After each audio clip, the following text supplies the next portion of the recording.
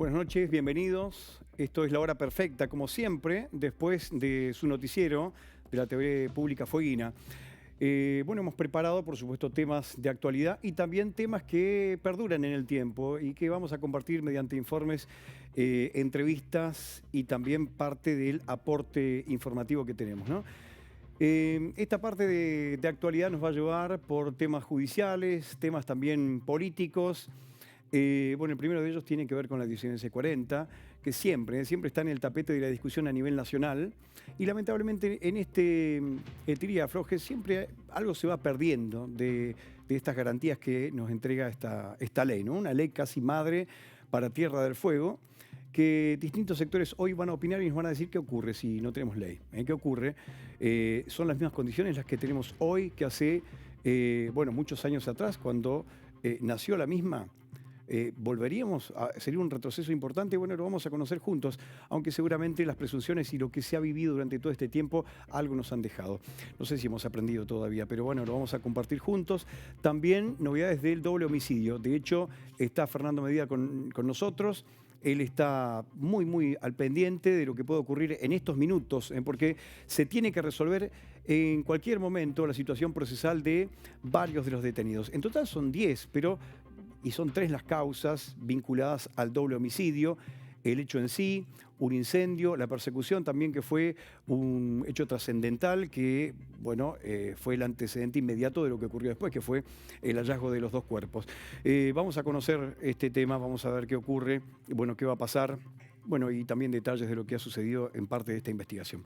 Esto, y también, bueno, vamos a saludarlo. Lo tenemos ya a Cristian Viso. Bienvenido, ¿cómo estamos? ¿Bien? Cristian, buenas noches. ¿Cómo va eso? ¿Cómo estamos? Después de una pausa de 2 semanitas estamos nuevamente, nos reencontramos. Así es. Bueno, y el tercer tema que íbamos a presentar viene de la mano del informe, ¿cierto? Sí, por supuesto. Vamos a estar hablando de huertas urbanas y de alimentación orgánica. Bien. Temas que se relacionan entre sí, Cristian, y que tienen múltiples aristas, porque podemos hablar de la posibilidad que tiene gente simplemente de acceder a una alimentación mucho más completa. Otros tal vez con la posibilidad de generar recursos y en algunos casos simplemente la subsistencia en lo inmediato, en lo necesario y lo cotidiano. Por eso decía, un informe muy interesante, particularmente porque plantea múltiples puntos de vista en esta discusión. Bueno, sí, porque muchas personas verán esto o recordarán y nos retrotrae quizás a otras épocas. Y por el contrario, es muy de actualidad, justamente. Así que lo vamos a compartir en minutos. Ya comenzamos, esto es La Hora Perfecta.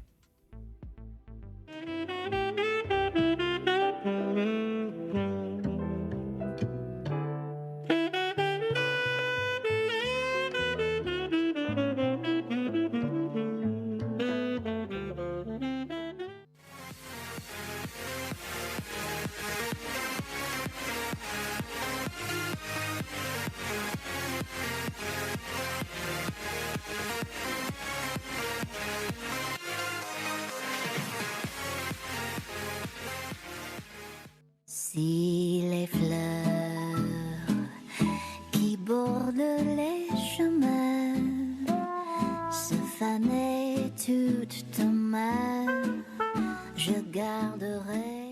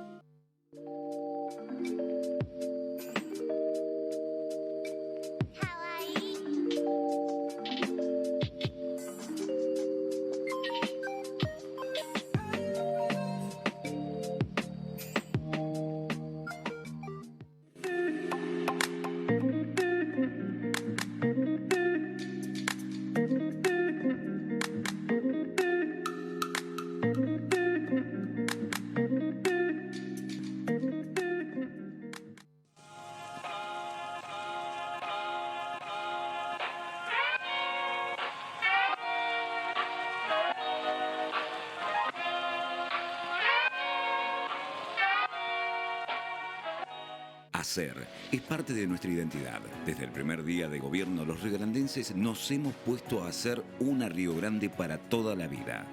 Más bella, más segura y mejor. Conectada entre los barrios y el centro. Con más calles, más servicios, haciendo las obras que transforman nuestra ciudad. Una Río Grande con nuevos espacios para el deporte y el encuentro de todos. Una ciudad que crece, el hogar de todos y todas.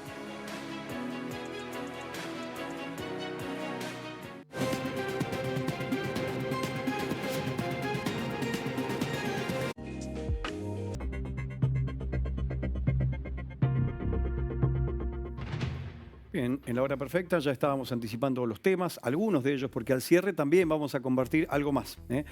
Algunas placas también y algo de información judicial. Bueno, pero esto ya al cierre vamos a estar ampliando.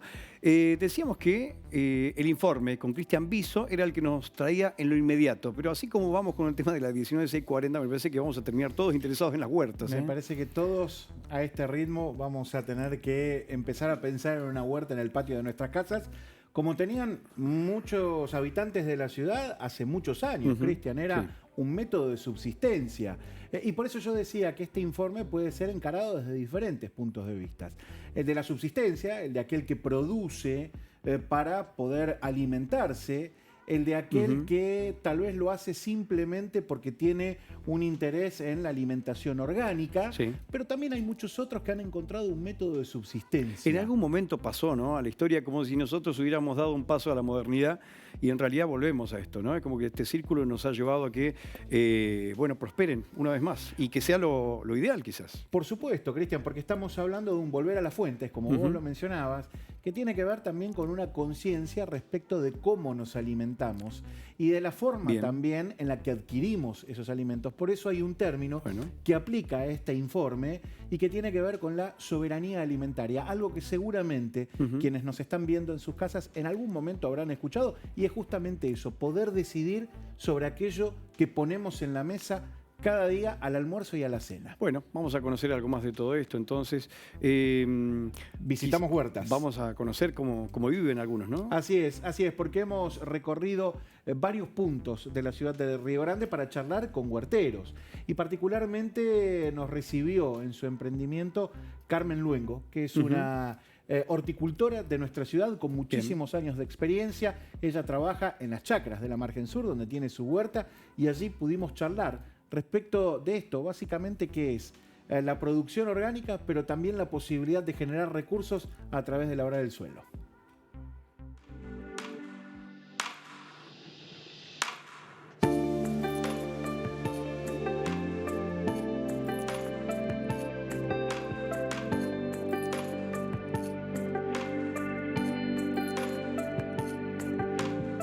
Estamos en los Cerros 230, en el invernadero Rucapiuqué, donde estamos produciendo hortalizas aromáticas, alguna que otra planta de interior. Hemos incorporado este año el kale, que algunos dicen kale porque es más elegante.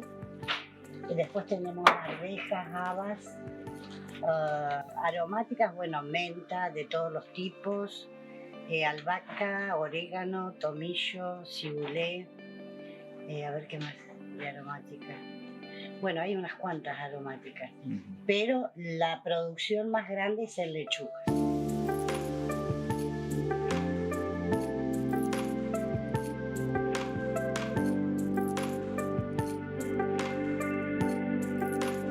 Decimos que es orgánico por el tratamiento que le damos en el cultivo, ¿verdad?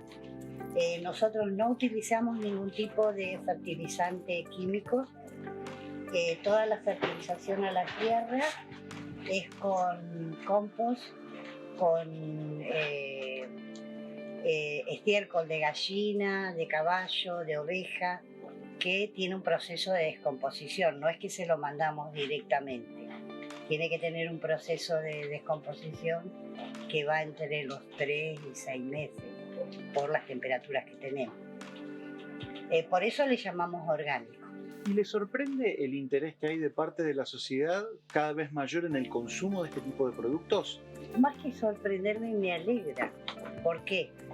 Porque la gente está demostrando el reconocimiento a la producción local, que falta que hace en la provincia, y además el reconocimiento a los productores y más allá del reconocimiento, la aceptación por el producto.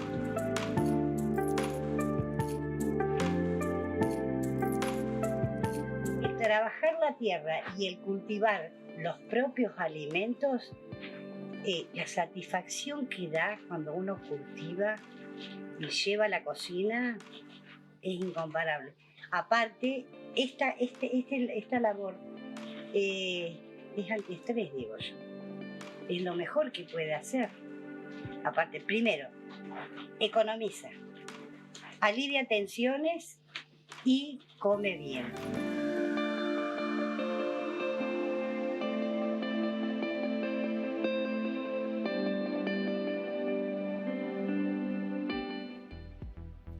Bueno, economiza, alivia tensiones, come bien. Decía Carmen Luengo, qué mejor, Cristian, Sí. que todas esas condiciones a la hora de tener una huerta, en este caso para la alimentación propia, pero también como un recurso extra para solventar la economía. Cada ¿no? uno seguramente en su casa estará viendo, bueno, ¿qué me falta de estas tres cosas, no? Las tres, en algunos casos. Sí, en algunos casos seguramente que las tres. Porque la paz que tenía esta persona, además de la comida saludable y la autosustentabilidad. Sí, Fantástico. sí, y particularmente, Cristian, porque, como vos decís, trabaja en la tierra con sus manos y creo que ahí también está la satisfacción. De la margen sur de Río Grande nos fuimos a otro lugar bastante distante del centro de la ciudad, puntualmente a la estancia Viamonte, donde Cristina Gudal sostiene hace muchísimos años Quinta Pionera, un emprendimiento que ya ha tenido trascendencia nacional, porque allí, por ejemplo, se produce, además del alimento que utiliza la estancia, el ajo negro. Es una técnica de cocción para el ajo, precisamente, que, por ejemplo, ha ganado tanta fama ya y distinción nacional e internacional, que en el caso de Tierra del Fuego, todos los hoteles 5 estrellas de nuestra provincia lo utilizan como parte de los platos que sirven en sus selectas cartas. Así que una experiencia también muy interesante la visita a ese lugar. Bien, lo vemos.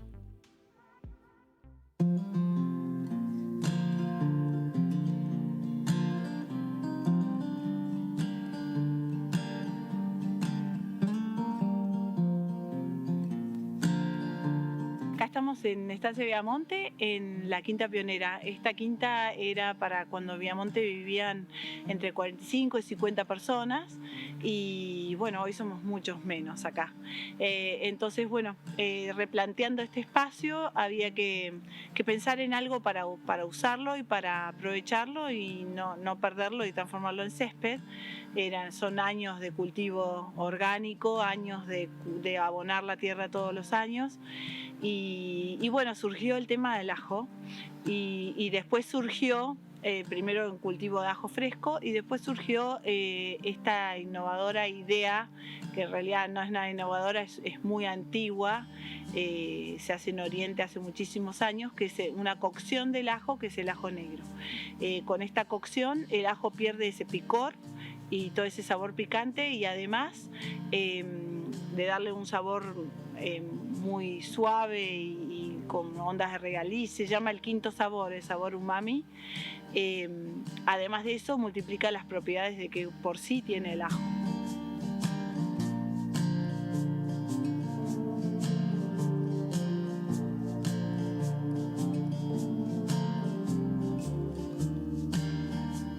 Crecimos con esa idea de en la medida que uno puede, a pesar del clima, cultivar el propio alimento y tratar de alimentarse con lo que uno produce.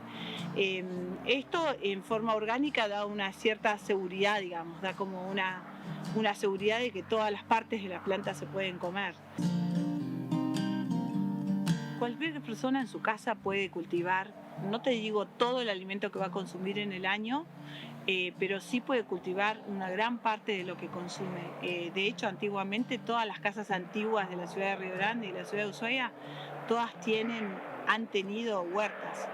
es gente que ha venido muchas veces de Chile y de zonas donde ellos venían produciendo sus propios alimentos, sabían hacerlo y se pudieron hacerlo acá en los lugares donde habitaron.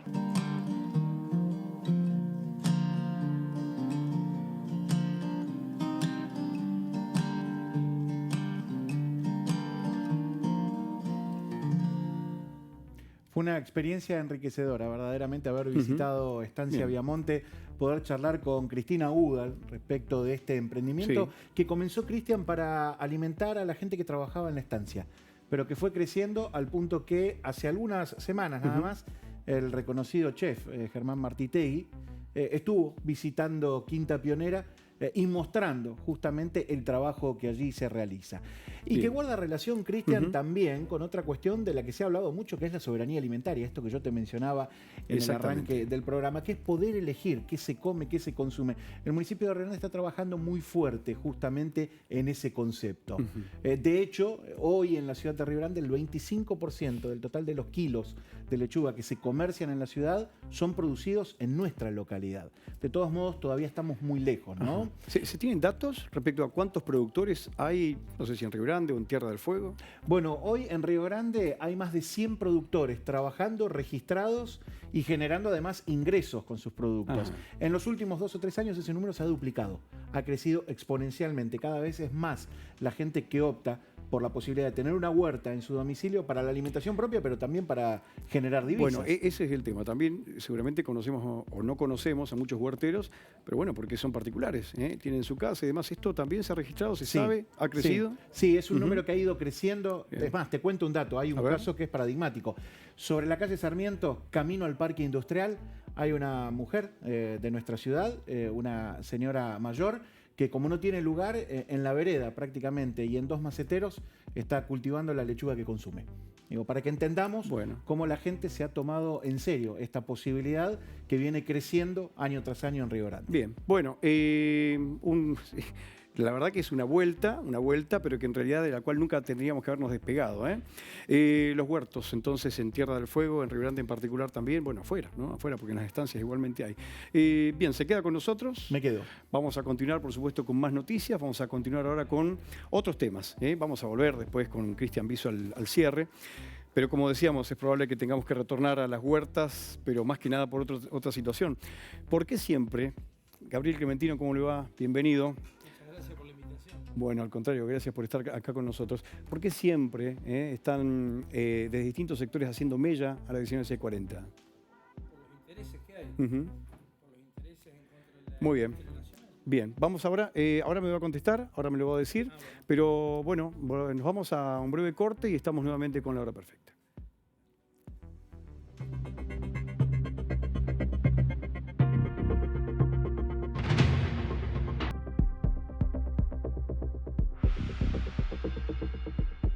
Ahora sí, resueltos temas técnicos, ya estamos para compartir todo lo que ocurre con la edición C40. Nosotros que la cuidamos y de pronto nos sorprende esto, ¿no? Porque si bien siempre ha habido declaraciones en contra, ¿no? Y siempre las recibimos nosotros desde Tierra del Fuego, yo no sé si había en otra oportunidad algún proyecto para la derogación de la edición C40. No, puntualmente así, con esta magnitud, no. Y lo grotesco, ¿no? Del proyecto, claro. Muy mal hecho. Porque lo que hubo, sí, fue... No, bueno, en la época de Menem, se derogó por decreto y a los poco tiempo no se fue para atrás. Claro que no se puede. Pero más allá del tema, estamos cruzados por intereses que tienen que ver con otros sectores, que no nos representan a nosotros en la industria nacional, representan la importación. Y esto hay que rememorar. Cuando se dijo que las computadoras iban a venir más baratas, hace unos años atrás, las computadoras vinieron más caras. Y las importaron los que, antes las computadoras que hacíamos acá, después las importaron de Manaos, de China, de México, de otros lugares. Entonces, estamos cruzados por intereses que no nos son propios y que ahí es donde nosotros tenemos que ser cuidadosos y tener una voz muy, muy concreta, ¿no? En esta defensa. ¿Responde a intereses netamente capitales de industrias o porque da la sensación que hay una decisión o por lo menos un vedetismo político de algún sector, como es el de Lari, que hizo publicidad de todo esto también. Sí, hizo publicidad y parece que hay muchos medios que les atrae esta discusión y esto tiene que ver también con el planteamiento que se hizo en el presupuesto nacional, ¿no? El ARI toma de esta discusión abierta que hace Massa, de decir, esto hay para discutir. Tierra del Fuego tiene un privilegio, los jueces tienen un privilegio, otros sectores... Nosotros no habló puntualmente de Tierra del Fuego. Pero dejó en esta separata, los regímenes especiales. En la separata, sí, pero en la comisión, cuando abrió, se planteó esto. Entonces, hablar de 5.300 millones de pesos como si fuera un costo fiscal de Tierra del Fuego en forma directa, primero que no es real, porque es lo que estiman que dejaría de percibir la nación por desgravar las actividades en Tierra del Fuego. IVA, ganancia... impuestos internos, distintas desgravaciones. Pero no es una cuestión que tenga que desembolsar el Estado plata para cubrir esto. Sí, es lo que no ingresa. Esto es la Ahora estimación. Bien, y la discusión es, ¿y si no hay ley? No hay actividad. Y si no hay actividad, tampoco ingresa nada. Y van a tener que salir a cubrir el desfasaje de la importación de productos de consumo masivo tecnológicos, porque si en Tierra del Fuego gastan 1.600, 1.800 millones de dólares en compra de insumos de todo el complejo industrial, no es que lo gasta la nación, ¿no? Le facilita la importación. Le puedo asegurar que la importación de productos tecnológicos estaría arriba de los 3.500 a 3.800 millones de dólares. Entonces, y por el otro lado, no recaudarían.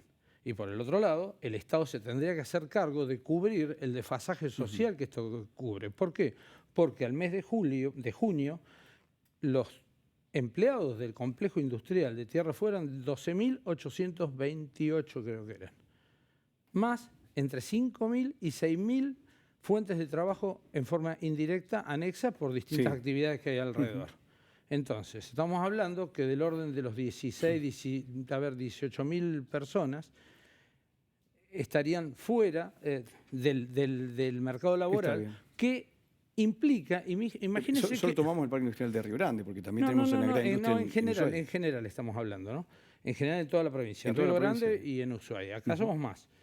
Pero la masa de personas en relación de dependencia empleadas en Tierra del Fuego está en el orden de los 65.000, 67.000 personas. De todas esas, quedarían 18.000 sin trabajo. Ahora bien, ¿el Estado qué tiene que hacer? Tiene que venir a cubrir este desfasaje. O sea que no va a recaudar los impuestos, va a gastar más dólares en la balanza comercial y va a tener que venir a cubrir un desfasaje.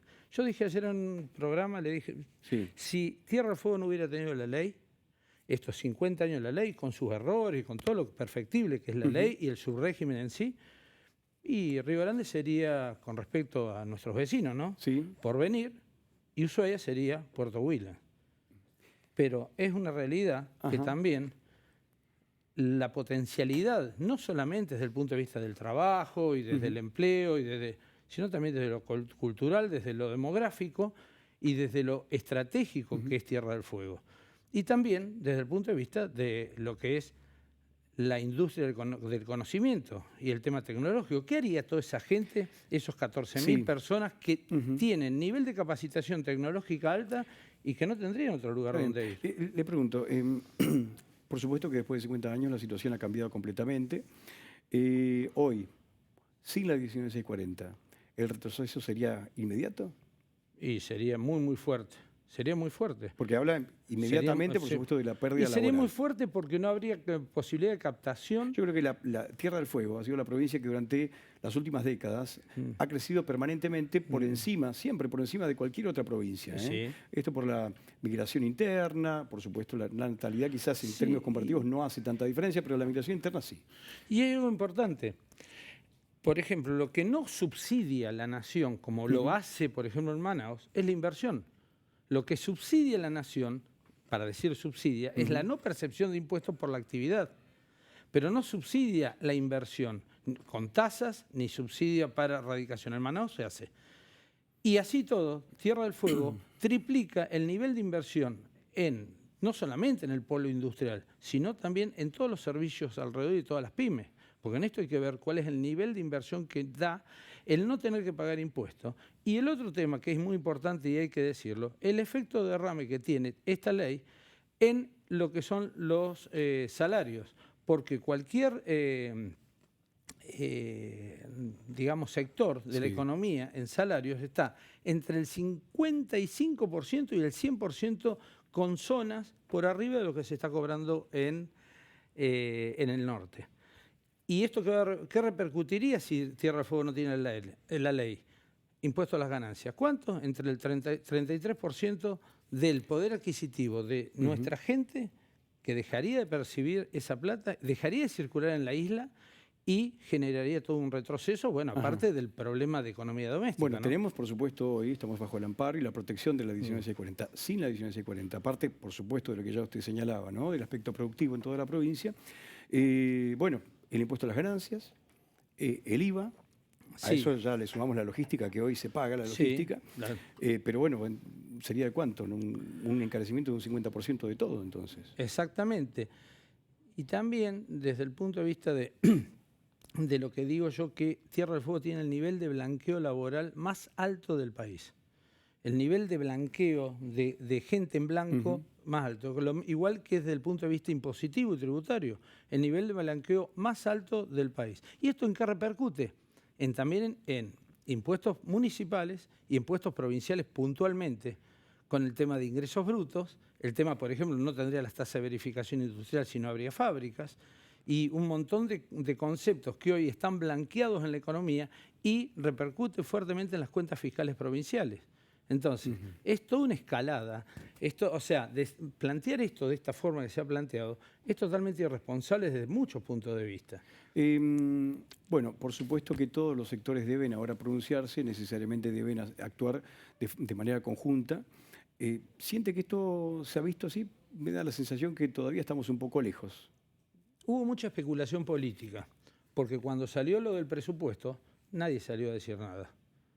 Porque no, hablaban en privado, off the record, no, que yo hablé con tal, que dijo que no nos preocupemos, que esto lo otro. Y la verdad, fue un tema muy grosso, fuera del tema del ARI, que es totalmente irresponsable y más vale que hemos salido a repudiar, y esto, desde el punto de vista de mi partido, el Comité Nacional lo salió a repudiar. Pero no hubo una muestra fuerte y consolidada, y eso hay que ir.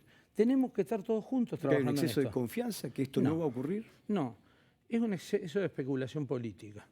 No es de confianza, porque tenían el mismo miedo que tenemos todos, pero es una falta, digamos, de valentía política para ir al frente y convocar a todos para trabajar en forma conjunta. Se ha trabajado más en la grieta que en el consenso, y así nos va. Un ejemplo. El AMBA tiene el mayor bloque de senadores y diputados de la nación de todos los partidos políticos, ¿no? Nadie discute los subsidios al gas, a la luz, al agua, a las cloacas, a los peajes, a la infraestructura vial. Nadie la discute. Ellos no lo discuten a eso. ¿Por qué? Porque ellos cuidan lo suyo. Nosotros también. Y es ahí donde tenemos que trabajar en forma concreta, todos juntos. Y hay que apoyar al gobernador. Si el gobernador no tiene peso político para plantear las cosas que tiene que plantear, nosotros tenemos que apoyarlo para ir fuertemente a plantear esto. Y esto viene ya, le puedo decir, desde la época de antes de la prórroga. Lo de la prórroga se vino trabajando dentro del Ministerio de la Producción sin consultar, según el gobierno se estaba consultando, y después nos despachamos que, por ejemplo, el sector textil no está. Y no está, y todavía no está. Y es un tema que hay que resolver. Y el sector de textil son 1.300 empleados que tiene acá en Río Grande. Bueno, Gabriel Clementino, muchas gracias, es muy amable. Conceptos que nosotros necesitábamos conocer y ahora vamos a compartirlos también. Vamos a ver desde la mirada netamente industrial, desde la UIF precisamente, a ver qué es precisamente lo que nos dicen y lo que comparten y lo que seguramente han tratado de desentrañar en conjunto.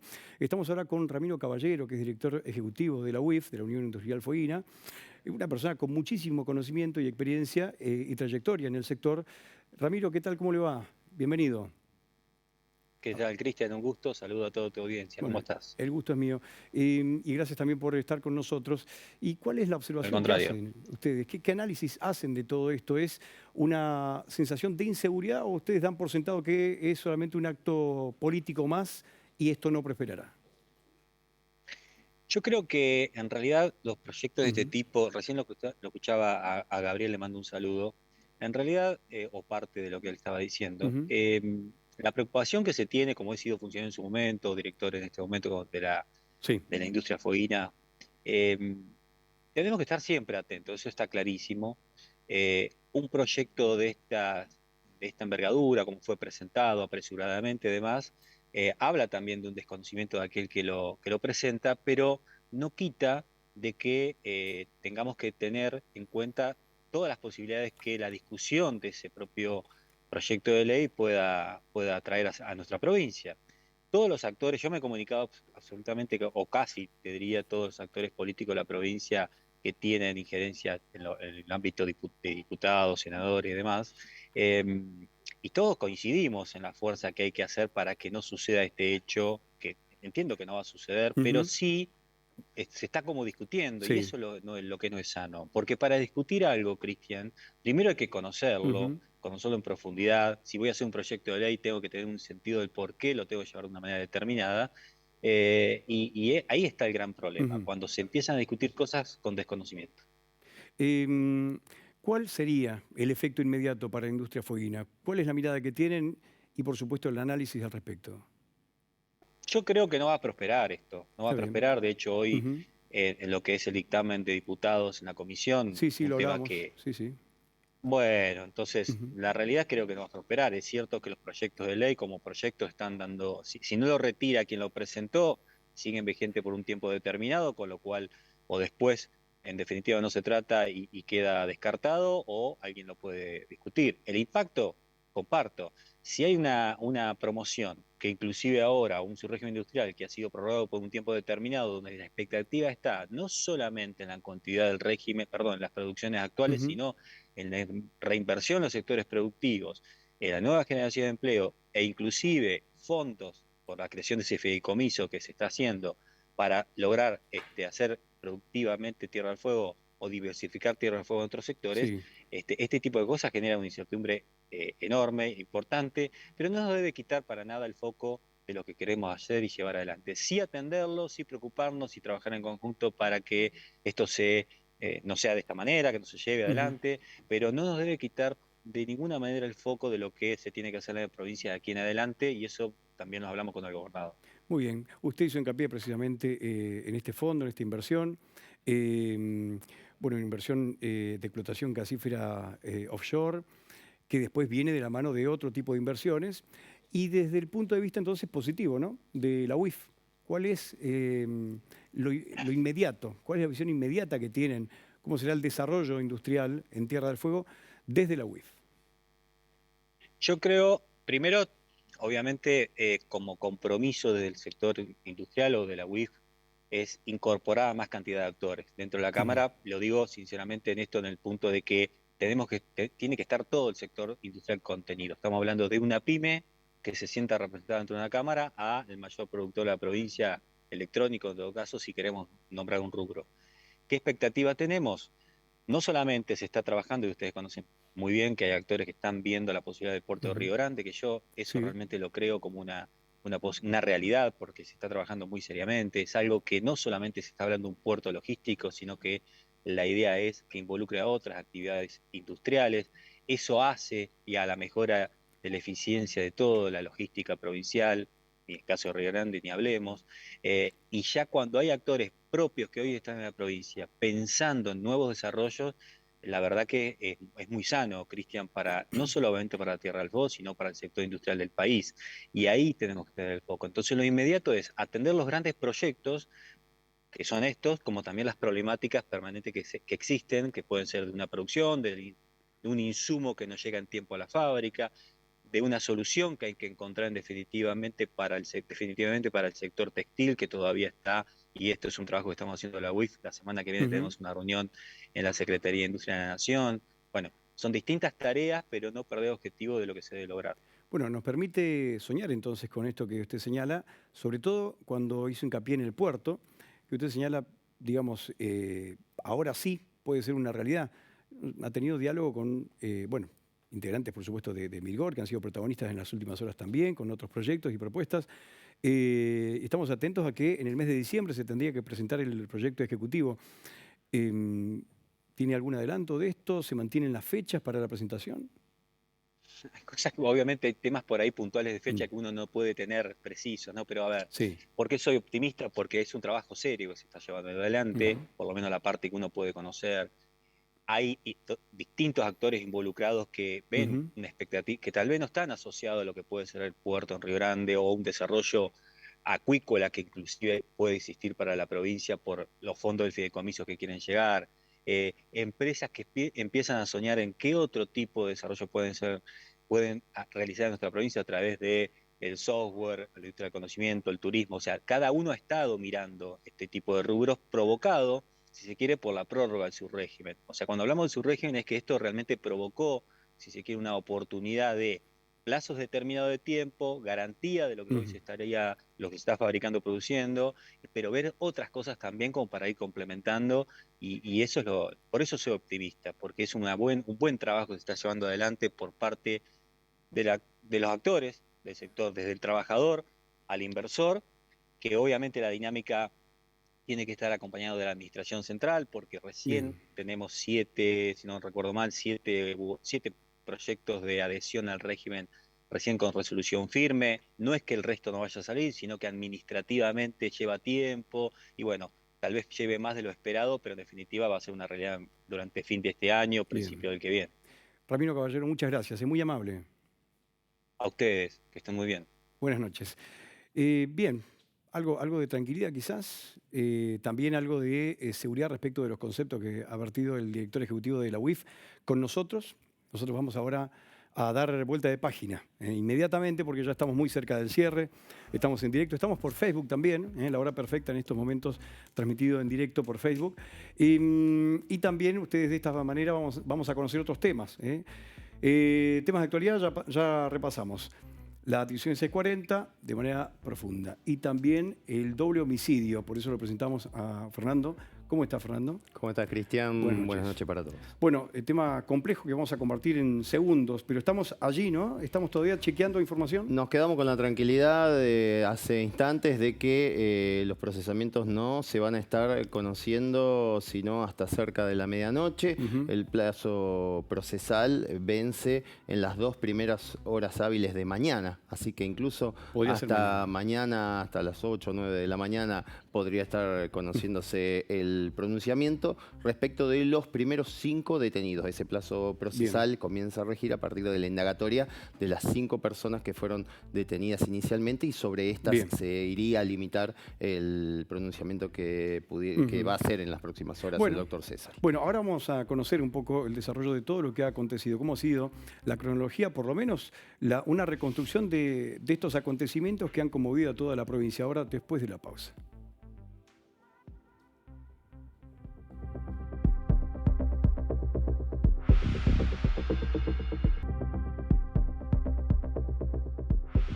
Bueno, el doble homicidio, 10 personas detenidas hasta el momento. Bueno, en su momento mucha confusión porque hubo una persecución, horas posteriores, inmediatas, ¿no? Se produjo el hallazgo de los 2 cuerpos.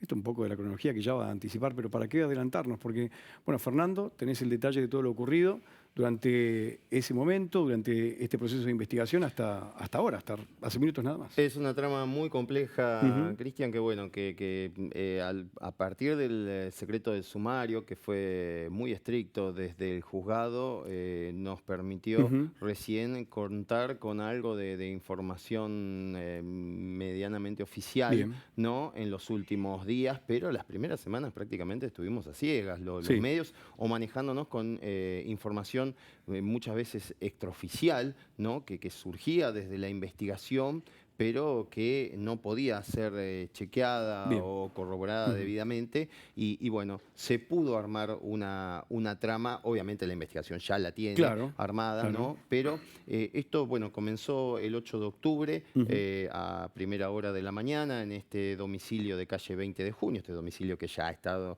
en la vista de todo el mundo. De hecho, sigue resguardado con peritajes que la policía científica realizó incluso hasta en los últimos días, que era para concluir, ¿no?, toda la tarea pericial en esa casa.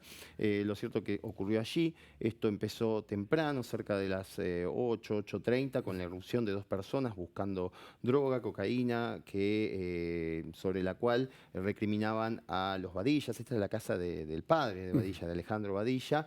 Lo cierto es que, bueno, estas personas se retiraron, uno de ellos era Nahuel Roth. Acto seguido, varios minutos después, volvieron y precisamente se trataba de Nahuel Roth y Víctor Huiti Perpeto, que son las 2 víctimas fatales de esta historia.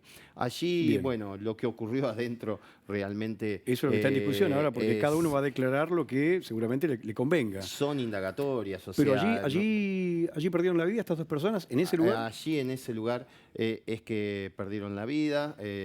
Víctor Perpeto de un balazo en la cabeza, Nahuel Roth 2 balazos en el pecho y 2, una esquirla en la clavícula y otro alojado en la zona del brazo. La particularidad que ya ha definido la autopsia respecto de lo que son las indagatorias en las que los imputados obviamente van a tratar de descomprimir su situación. Hablaron de forcejeos con las armas y disparos accidentales. Confusa y demás. Bueno, y que uno de ellos mata al otro, digamos, de forma accidental. Bueno, la autopsia da por tierra con todo esto porque el balazo que recibe en la cabeza Perpeto es en forma descendente de la cabeza, en la parte trasera, cruzando la cabeza hacia abajo. ¿Como una ejecución?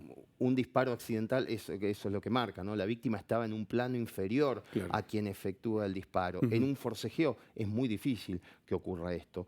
También la situación de Nahuel Roth en la autopsia genera sospechas o reparos ante la indagatoria de los imputados. Nahuel Roth tiene 2 disparos en el pecho prácticamente a quemarropa, como se dice, porque se genera el tatuaje del fogonazo del arma en el perímetro de la herida. Esto indica la cercanía de la boca del arma al disparo. Prácticamente a corta distancia.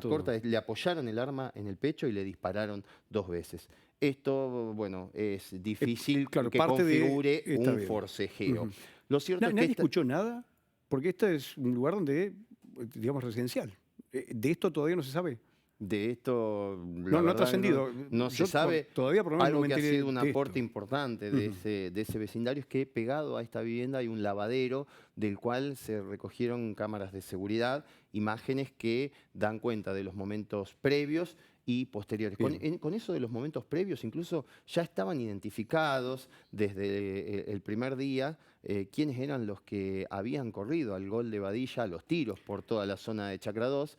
Bueno, se los detuvo recién esta semana. Bueno, ese es un tema importante, porque lo primero que conocemos de esto fue esta persecución. Después, horas posteriores, se da el hallazgo de los 2 cuerpos. Y lo que se presumía Ninguno de ellos estaba en los vehículos. Ya habían fallecido antes. Claro, estaban siendo trasladados en el gol. O sea, en el momento de la persecución estaban en el gol siendo trasladados en la parte trasera como bultos, envueltos en bolsas aparentemente, o en algún elemento, porque es lo que se ve desde la cámara de seguridad del lavadero. Esto quiere decir que allí logran escapar entonces de esta persecución. La versión de los imputados es que los llevaban al hospital, ¿no? Allí se produce la persecución. Esta persecución termina en San Martín y Córdoba. Allí el vehículo de color negro en el cual los perseguían tiene un desperfecto mecánico, no puede continuar. Ahí termina la persecución. Ahí termina la persecución. Horas después, por cámaras de seguridad en el parque industrial, se observa el Volkswagen Gol merodeando esa zona hasta llegar finalmente al lugar donde depositan los cuerpos, que es detrás de Diarco, donde finalmente son hallados horas después. Los imputados dijeron... Estimación del momento en el que dejan, esto fue en la mañana. Eso fue en la misma mañana, sí. Alrededor de las 10 de la mañana. Todo en el transcurso de ese sábado por la mañana. Badilla estuvo desaparecido unos momentos posteriores. En la vivienda, entre tanto, convocaron al quinto detenido, que es el señor Carlos Martínez, que es un empleado municipal jubilado. Lo convocaron diciéndole que Badilla se había descompensado, era muy amigo de Badilla, es muy amigo de Badilla, había asistido en este sentido, y allí se encontró con Luján Bustos, con Manuel Guerrero y con Diego Leonardo Moral. Que son los otros 3 detenidos. Allí los llevó en su camioneta, bueno, allí le cambiaron la historia, le dijeron que Badilla se había ido al hospital, que los llevara a la margen sur. Cuando los estaba trasladando a la margen sur, es que detienen esta camioneta Toyota, los detienen a los 4, y dentro de la camioneta estaba el arma que en teoría Martínez no sabría que aparentemente Diego Morales quien trasladaba el arma y sobre quién se apunta, ¿no?, como el autor de los homicidios en coautoría con Gastón Badilla. La justicia hasta esta semana no lo tenía Alejandro Badilla dentro de la vivienda. Él reconoció esta situación. Bueno, su papá fue el primero en declarar, dijo que estaba en el baño. Alejandro es el padre, claro. Ahí dijo, perdón, sí. Bueno, él contó la primera historia. Pero él señala, él reconoce estar adentro y da detalles de lo que ocurría. Él reconoce estar adentro de la casilla, se posiciona en la escena del crimen. Así que bueno, es el día que fue a la indagatoria. Contó una historia que fue completada ayer por el propio Gastón Badilla, que dio cuenta de de cómo se produjeron los disparos, así en forma accidental y demás, y dio precisiones del derrotero que tuvieron después, de esto de que trataron de llevarlo al hospital y demás. Lo cierto es que en las próximas horas estas indagatorias son la versión de los imputados, es una herramienta de defensa, pero no necesariamente las toma el juez como una prueba válida, porque sobre todo también por esto, porque no se corresponden con la prueba objetiva que hay, que es la autopsia y lo que te decía yo respecto de la trayectoria de los disparos. De los proyectiles, se estima que faltan 2 armas de fuego que estuvieron en la escena, hay heridas que, esto aún no está resuelto científicamente, pero hay heridas que son de un bajo calibre. El arma secuestrada es una calibre 9 milímetros. En teoría lo que se dice es el arma que portaba Víctor Perpetuo cuando llegó a la vivienda. No debería corresponderse con ninguno de los disparos realizados. Entonces, otra de las heridas, la estimación, por lo menos inicial, es que hay un 32 por ahí dando vuelta que no apareció nunca. Bueno, lo último entonces, ya para ir cerrando, que es lo más importante, es que estamos muy cerca del horario cúlmine, que en realidad es mañana, en las primeras 2 horas administrativas para conocer el procesamiento o la decisión cerca del de la juez. medianoche se va a estar conociendo, es lo que nos dijeron, al menos la resolución de la situación procesal de Gastón Badilla, Diego Leonardo Moral, que serían los que van a ser procesados por el homicidio, doblemente agravado por el uso de un arma de fuego y por la alevosía. Se entiende que a Roth lo mataron en estado de indefensión, que estaba reducido como ya. de ejecución. Exactamente. También la situación de Luján Bustos, Manuel Guerrero y Carlos Martínez, que estarían como una especie de encubrimiento. De ellos 5 es que se vence el plazo. También está la situación de Alejandro Badilla, que fue indagado hace unos días. Corren 10 días, así que podría tener un tiempo más. Y recordemos que también en las próximas horas se va a resolver la situación de Sergio Solís y Zulma Mencia, que son las 2 personas que están en otra causa separada por el incendio de la casa de Badilla en la margen sur. La situación procesal de ellos se tiene que resolver mañana y queda para más adelante la situación de Federico Soto y Maximiliano Pepe Perpetuo, que es el más chico de los Perpetuos, que estuvo involucrado en la persecución con disparos de arma de fuego. A ellos les imputaron tentativa de homicidio en relación a los disparos efectuados contra el Volkswagen Gol de Badilla. La situación de ellos puede llevar un tiempo más. De hecho, la situación de estos 2 chicos se tiene que escindir de la causa principal. Son 2 causas diferentes, pero por el momento están dentro de la misma causa del homicidio. Va a terminar cerrando todo esto en 3 causas distintas. Por el momento son 2. La del homicidio con la persecución y por el otro lado la del incendio de la casa de Badilla. Va a terminar todo en 3 causas por separado y vamos a tener la resolución de primera instancia. Está bien, claro, esto en cuestión de minutos y como máximo primeras 2 horas administrativas de mañana. Y después llevará su tiempo antes de un año para que se realice un juicio recién, ¿no? Fernando Medina, muchas gracias, es muy completo el informe. Bueno, así entonces, la intención nuestra era compartir, por supuesto, esta instancia que es tan importante, la del doble homicidio. Y ahora nosotros vamos al cierre, ¿no? El doble homicidio que va a continuar. Ya escuchábamos a Fernando Medina. Hay tiempo hasta esta noche, que es muy probable que antes de la medianoche se tome la primera resolución sobre el homicidio. Si no, el máximo tiempo que hay es mañana. Las 2 primeras horas administrativas en el Poder Judicial, esto ocurre habitualmente, ¿no? Ya cerrando, con Cristian Biso nuevamente, temas que han sido más importantes, ¿no? Hemos tenido muchísimo para compartir durante esta semana. Así es, sin dudas, Cristian. Creo yo que uno de los temas salientes que deja esta semana es un nuevo acuerdo salarial entre el gobierno provincial y el sector docente, que además muestra, Cristian, la buena sintonía que existe entre SUTEF y la gestión de Gustavo Melella. Han logrado un 28% de aumento para lo que resta del año. Si ese 28% lo sumamos a los aumentos que ya se habían otorgado, el total de este año llega al 98%. Un dato, Cristian, que grafica la situación. En marzo, un docente recién ingresado percibía de salario 55.000 pesos. Hoy, o mejor dicho, en diciembre, a fin de año, va a estar en 145.000 pesos. Bueno, allí entonces, novedades sobre el sindicato, el único sindicato que se sentó a dialogar en ámbito de paritarias, de todos los estatales por lo menos.